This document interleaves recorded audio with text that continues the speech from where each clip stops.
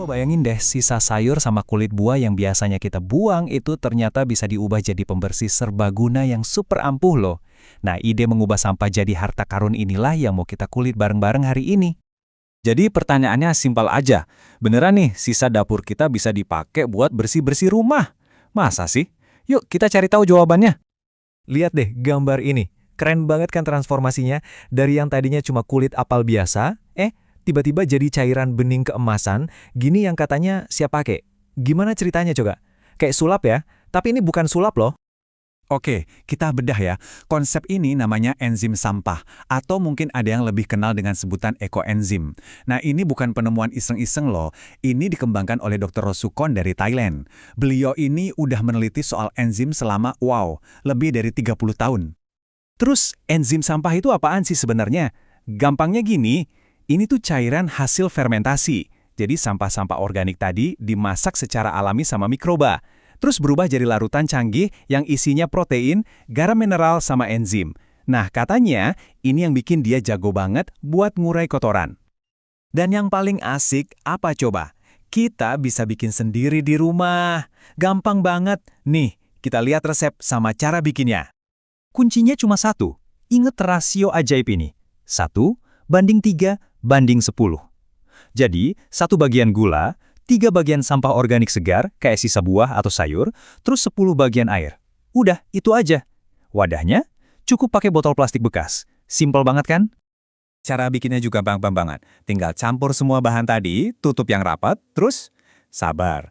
Tunggu 3 bulan biar fermentasinya jalan. Oh ya, ada satu tips penting nih. Selama bulan pertama, tiap hari tutup botolnya dibuka sebentar, biar gasnya keluar. Itu tandanya mikroba lagi kerja keras di dalam.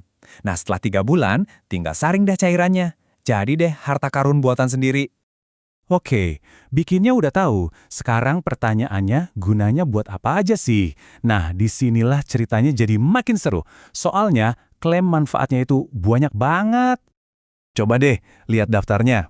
Buat ngeper bisa. Buat cuci sayur, katanya bisa ilangin pestisida. Buat mandiin hewan peliharaan.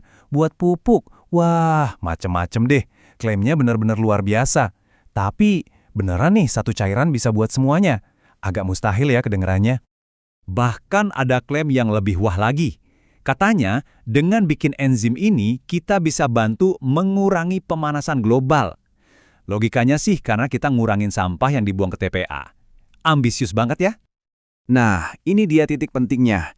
Kita udah denger banyak banget klaim-klaim hebat tadi. Tapi kan itu baru katanya. Sekarang waktunya kita lihat dari sisi sains. Apa kata penelitian? Ada buktinya nggak?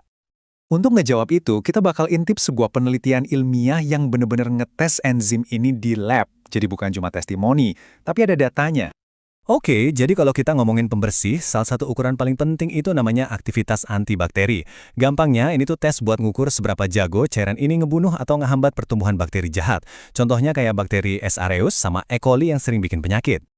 Dan hasilnya, wow, datanya jelas banget. Lihat deh grafik ini. Ini nunjukin hasil tes lawan bakteri S. aureus. Kalau pakai gula pasir biasa, dia bisa bikin area bebas bakteri seluas 4,45 mm.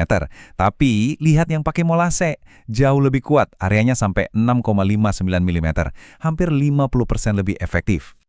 Coba kita fokus ke angka ini. 6,59 mm. Ini bukan angka sembarangan. Ini bukti nyata, bukti ilmiah. Kalau resep yang tepat, yaitu pakai molase dan didiamkan 3 bulan, benar-benar menghasilkan pembersih yang ampuh.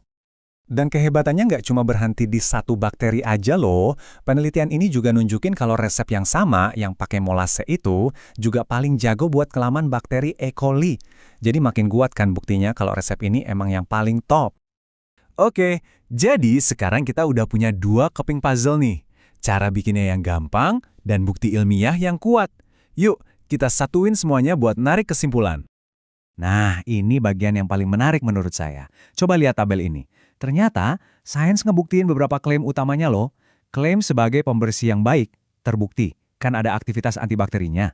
Klaim mengurangi polusi. Ternyata ada studi yang nunjukin dia efektif buat ngolah air limbah.